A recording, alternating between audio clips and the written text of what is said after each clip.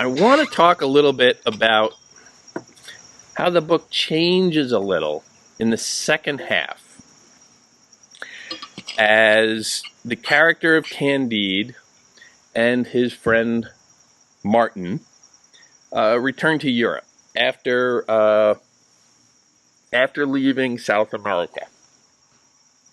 And they come back, and you can look at this little section in a number of different ways, but I think the most obvious first impression is that it kind of slows down a little bit. You can be allowed to criticize it for, after all of the action-packed episodes of South America, which is filled with, fights to the death and narrow escapes and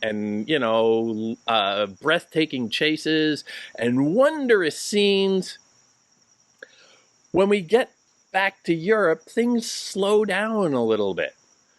The chapters themselves become kind of long, with the exception of the sojourn in England.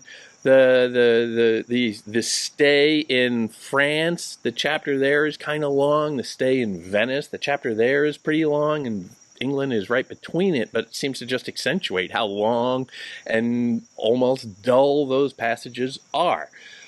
And plus, where all of South America was action, action, action, action, action, all of that daring do, it's reading almost like a Indiana Jones movie, for God's sakes. In France and Italy, it's more of, and England as well to a degree, it's more of the character goes and sits in a room and talks to people. Or the character goes, sees something, and reacts to it, but doesn't really do anything. So it's, it's a bit more of a slog.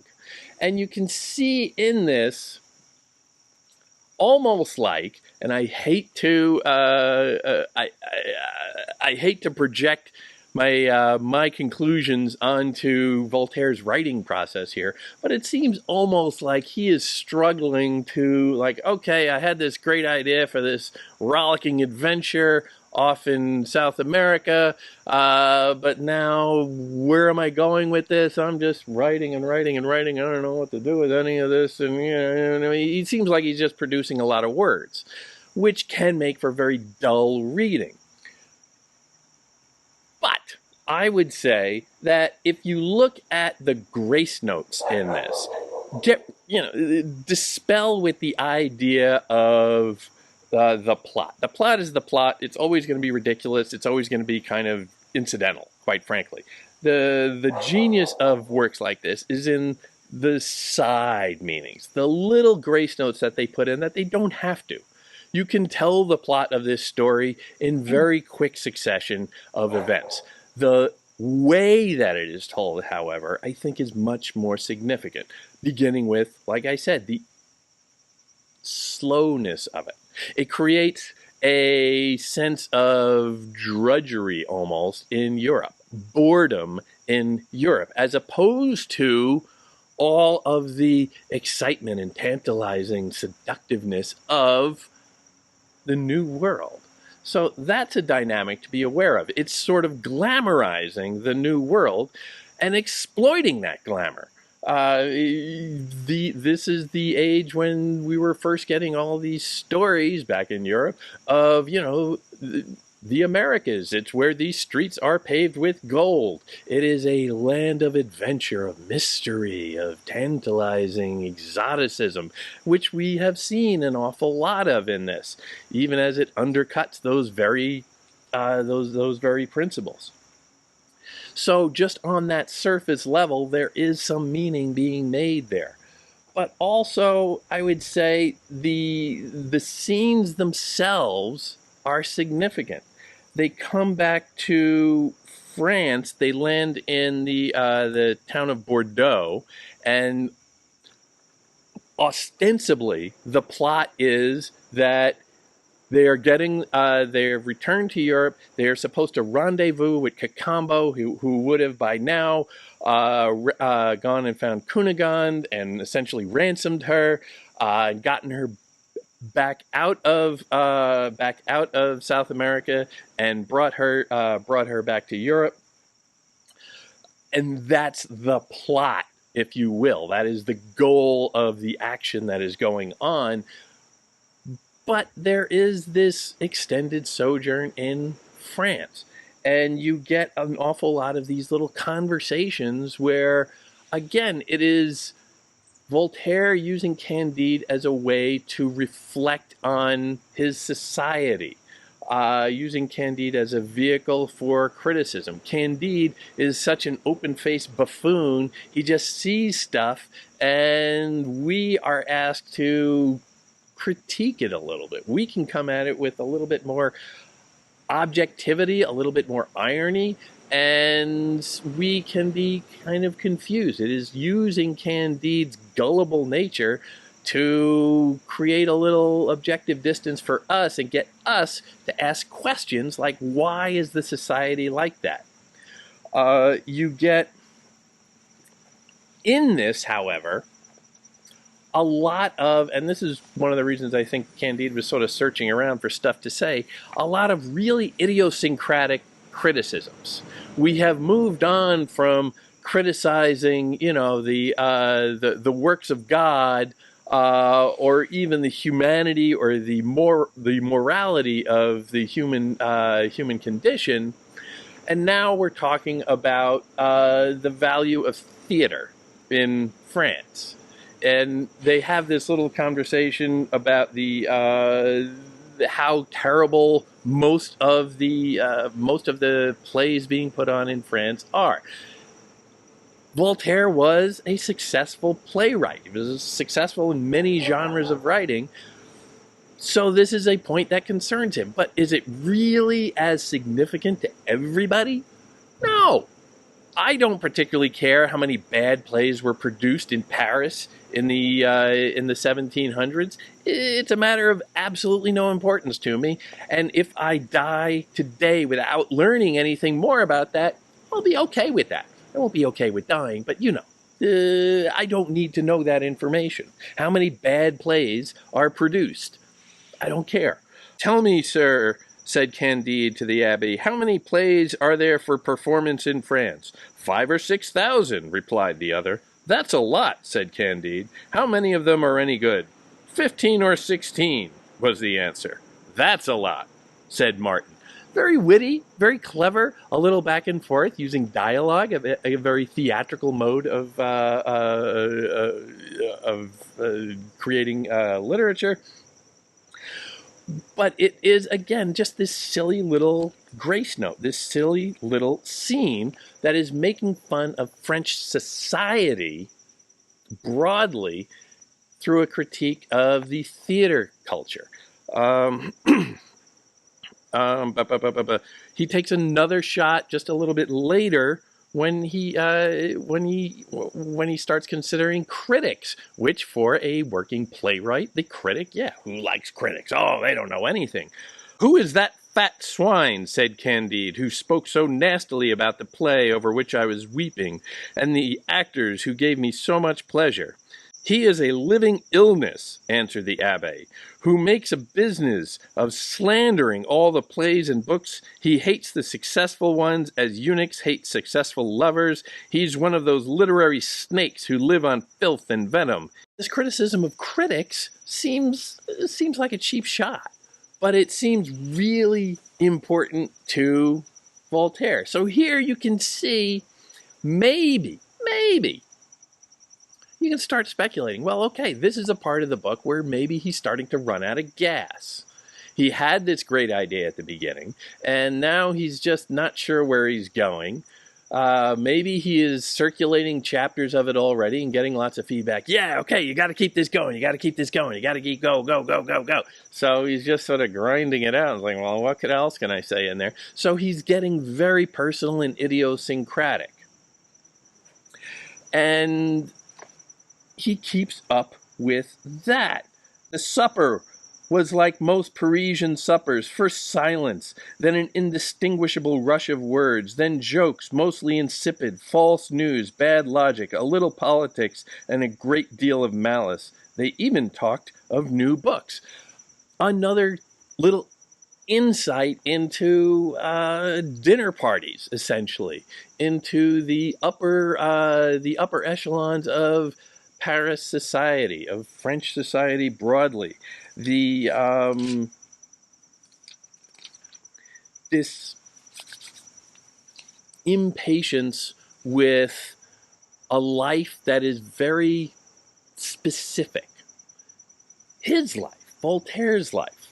What is his life about? Well, he's a successful playwright, so that means he spends an awful lot of time among theater people and going to parties, probably with a lot of theater people, probably with a lot of intellectuals and fellow aristocrats and all of this. So it is high life society that he is just taking a bite out of here. But still, it feels really idiosyncratic. It feels like it's just relevant to him. He goes to England, doesn't even get off the boat. Voltaire, in truth, lived in England for like 2 years, I think, 2.5 maybe. So he was very familiar with English society. He was very familiar with the English language, with the culture, and broadly.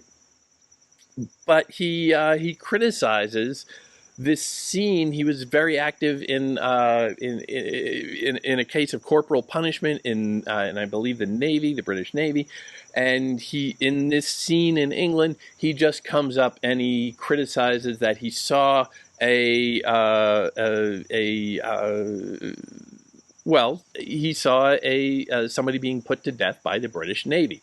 He saw a death penalty, and he was just so morally outraged by that. But again, it just feels cribbed in this now very short paragraph that's not developed at all, or this short chapter rather that's not developed, and it feels thin to me. It feels like he's just venting at this point, kind of grasping around for things. Well, I'll go to England. Well, I don't really have anything to say much about England. I kind of like it there, but I'll critique about that. And he also makes that one little comment about the war between Britain and France that had been sort of off and on since the beginning of time, and he takes a shot at Canada where he calls it a few acres of snow, because they were all fighting about the New World, about the Americas, and Canada is a fairly significant chunk of that, and it gets dismissed in a very famous quotation, a few acres of snow, which Canadians to this day, have a little bit of an attitude towards, but also a little bit of a sense of humor, because they're Canadians. They take everything in stride. They're good people, those Canadians. From there, we go back to, and again, we're passing over an awful lot of silly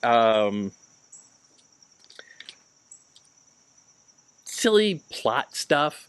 Paquette and the friar, just showing another sort of gratuitous shot at at religious piety, at vows of chastity, about the myth of the virtuous girl who falls on hard times and turns to prostitution. Maybe she's just actually not the whore with the heart of gold after all. Maybe she's she doesn't have the heart of gold. There's all of that getting thrown in there, but it's stuff we've seen before. It's like, how many more figures of the Catholic Church can we see, going out with prostitutes, or coming down with syphilis, or doing all of this? It just feels a little stale at this point, a little gratuitous. But they go and they visit a Venetian nobleman in Venice, and there he just starts. This Venetian nobleman becomes or reveals himself to be a critic of pretty much everything. And they go through a great variety of European culture, talking about Greek philosophers, Roman writers, the poets. They talk about Virgil, they talk about Horace. They follow through to authors, contemporary authors, among the Spanish, the French, the English, the Italian, and this guy has no time for any of it. And it's very obvious that that the critic in Voltaire is putting up this kind of uber critic who has lost all pleasure in everything. He has refined his taste to such a degree that he is no longer enjoying anything of culture, of books, of plays, of food. Everything is terrible. And we all know that person who, when you say, "Hey, let's go to this place over there. It's a good." "Oh, I can't go there. It's terrible. It's terrible, terrible." "Okay, well, hey, have you seen this new show? It's great. I've been watching it, streaming like crazy. It's really good." "No, no, no, no. Oh, that thing. Oh, it's terrible, terrible, terrible." "Well, okay. Well, let's go out to the movies. Let's go see a movie, big screen. See this. You really get swept up. It's so. No, that's just terrible. Those people are sucky. They horrible, horrible, horrible." Who really wants to be around those people? Now, again, it feels a little small. Voltaire is bringing up all of these authors and all of these elements of culture that perhaps he likes a little bit, and he's dealing in his own little realm. Certainly, when it comes to literature, he is a writer after all. So it does have that feel to it, but you can see he's also trying to do something else with it. He's also trying to get outside of himself and just say, well, okay, I have been pissing on everything for many chapters now. Am I just becoming a crank? So I'll create this character of a crank who can take no joy in anything and just put that as a kind of a warning sign. And so I'll put him there, and I'll have Candide just stop short of there, so that the reader understands that, well, okay, there is a natural progression here of crankiness, but at a certain point, even that has to stop. And there, I think, is really the cornerstone of this book, the core problem of the book.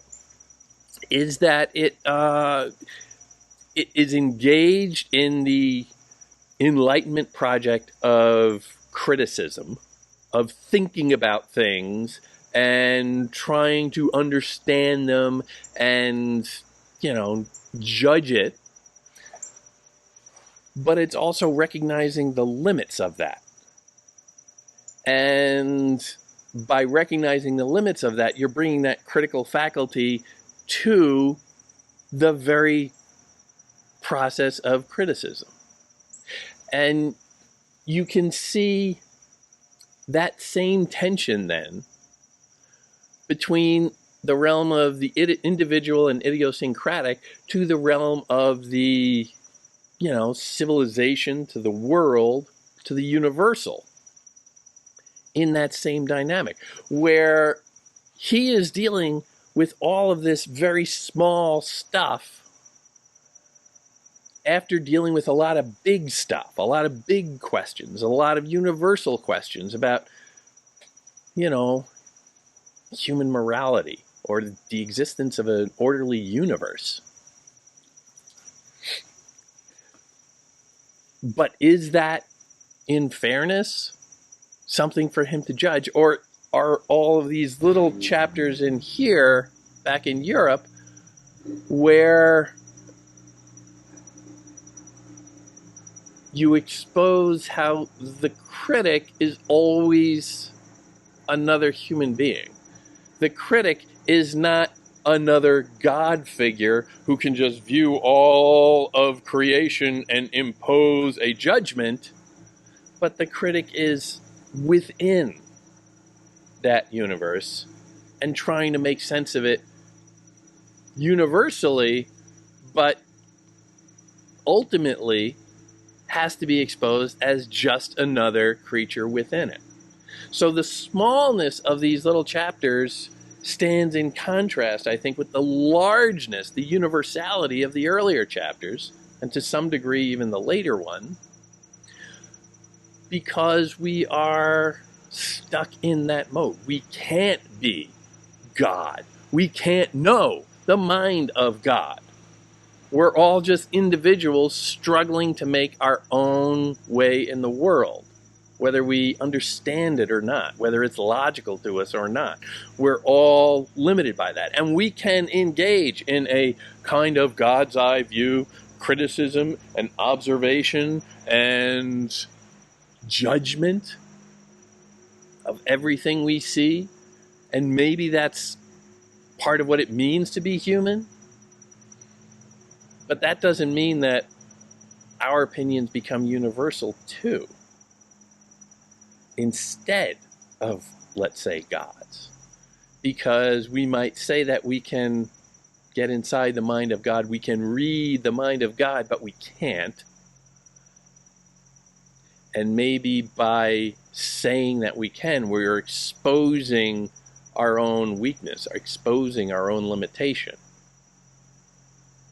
So you can dismiss this work as a lot of things. It is, I think, in a lot of ways, as we have seen, Voltaire trying to, bring this plane in for a landing. I started off writing this story, and I got to come up with an ending, but I got to beef up the middle a little first. So, how am I doing? I'm just going to vamp for a little while. There is that performative aspect of it.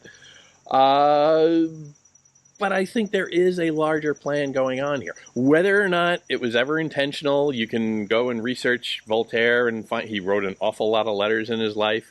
You can certainly go into his individual thoughts on matters and try and construct a rationale for why he created all this, and lots of scholars have, and more power to you, go for it. But I don't really care what he wants. I am looking at this book as a whole and these chapters in the second half more specifically, and saying, what sense can I make out of them? It's not the logic, it's my logic. It's not the universal, it's the individual. But maybe my logic, maybe my reading, my interpretation, my sense of it can have some validity for somebody else. Maybe if I develop an idea about this, maybe I can make that mean something for somebody else in some other realm even.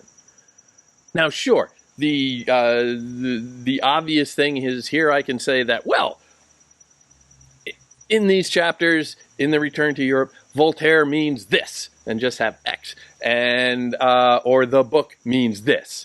More the book than Voltaire. I don't really care about Voltaire. But I can say that, and somebody else can say, if I publish that in a paper and it gets read by other academics, they can come along and say, oh, well, that's very interesting. They wouldn't say that about me. I'm an idiot. But maybe they would. Maybe they'd say something like that, and maybe they'd riff off that and take their own opinion, and it would just lead to a chain reaction of people developing ideas of what this book or what these chapters in this book mean. Maybe. I don't care. But more importantly, much more importantly, is the idea that by generating these thoughts, by seeing how this one object, this story, this narrative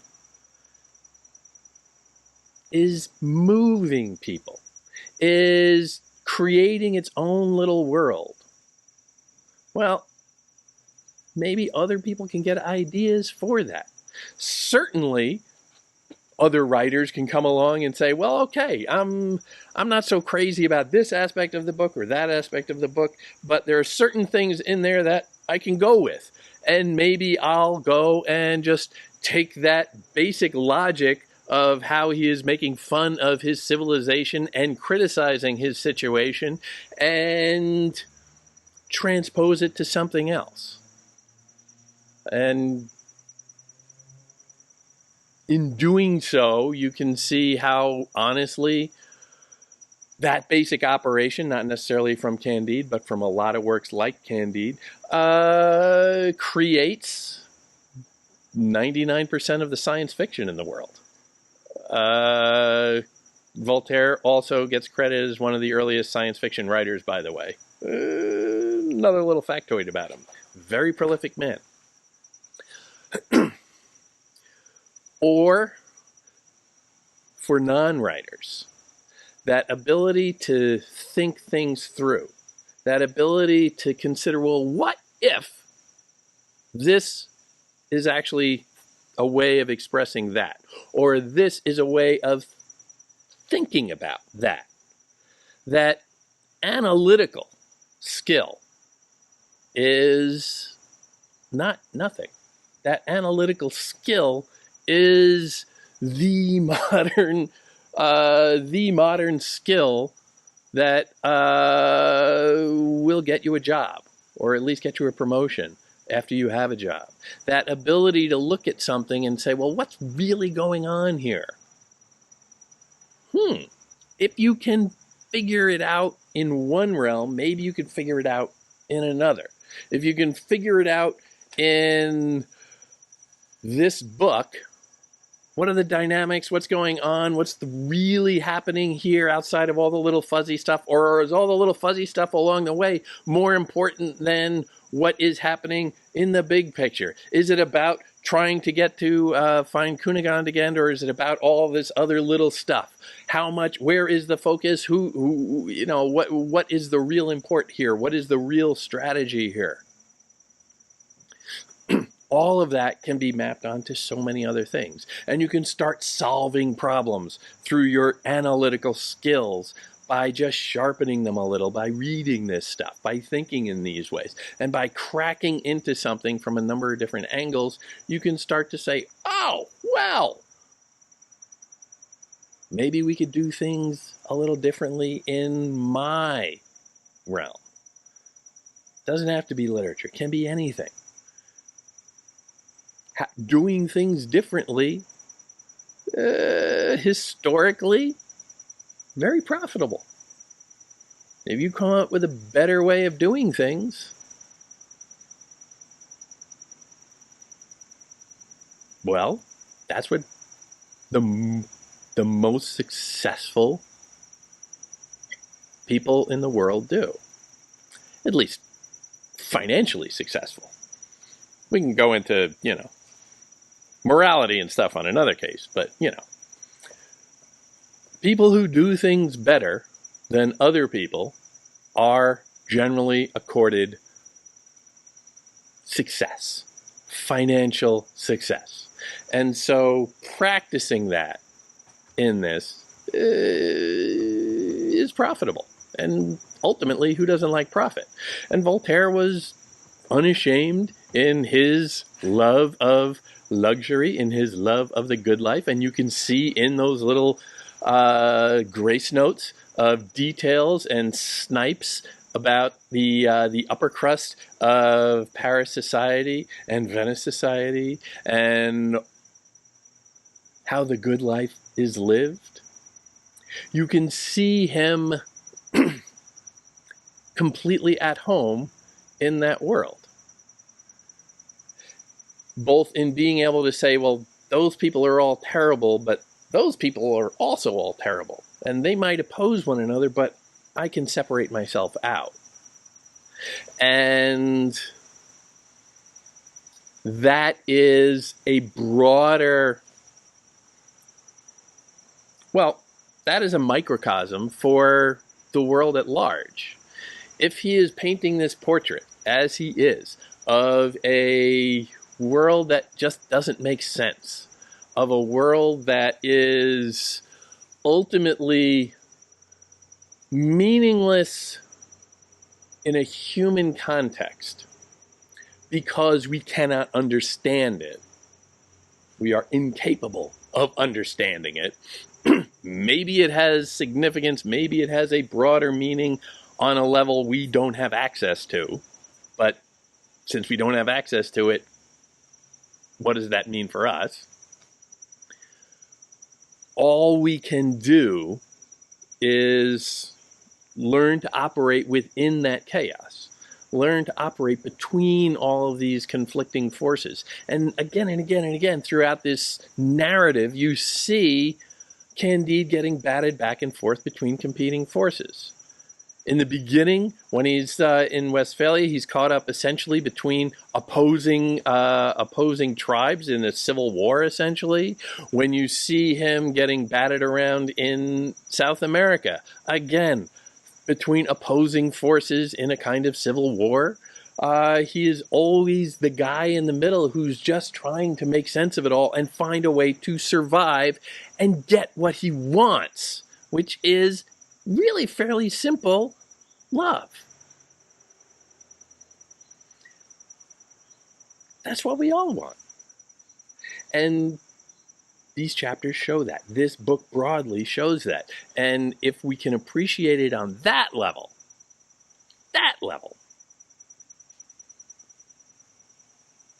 then I think it's worth the hour or two that it takes to read this very short book.